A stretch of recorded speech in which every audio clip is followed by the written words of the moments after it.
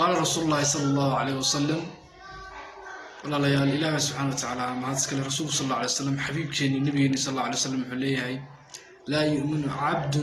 حتى يؤمن بالقدر خيره وشره قفكين مر من نيجي الإله سبحانه وتعالى إلى أرهم يقدر تقول عسى قفك مسلمك خيرك تشخيرك يتشرك وحي لا كقول عماهم وحكوا كفية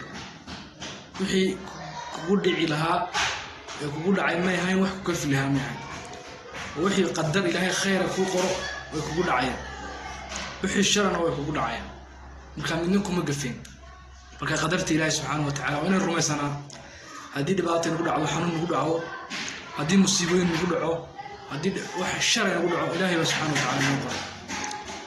hadii shil gaar ku dhaco hadii alla gaariga adana fuul lahayn ma sawtama Ilaahay subhanahu wa ta'ala wala ku qoray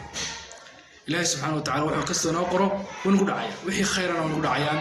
marka qadarta Ilaahay subhanahu wa ta'ala iimaanka kamid tahay oo iimaanka qofka muslimka inuu rumaysan kamid tahay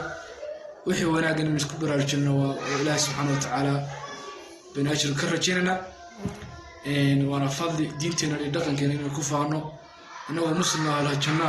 إنه دينتنا كفانه تظهر النار ما تنا دقن كنا نبي بيان وهاي واحد نقول شبطان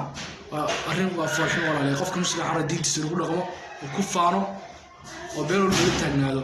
ويسووا هذا قدبيه لكن فرين كلا اللي جوسوا قدبيه ما تفرين ما كلا فربضان وعقل قصب الفكري ومضى عقلهان لو سو دوليو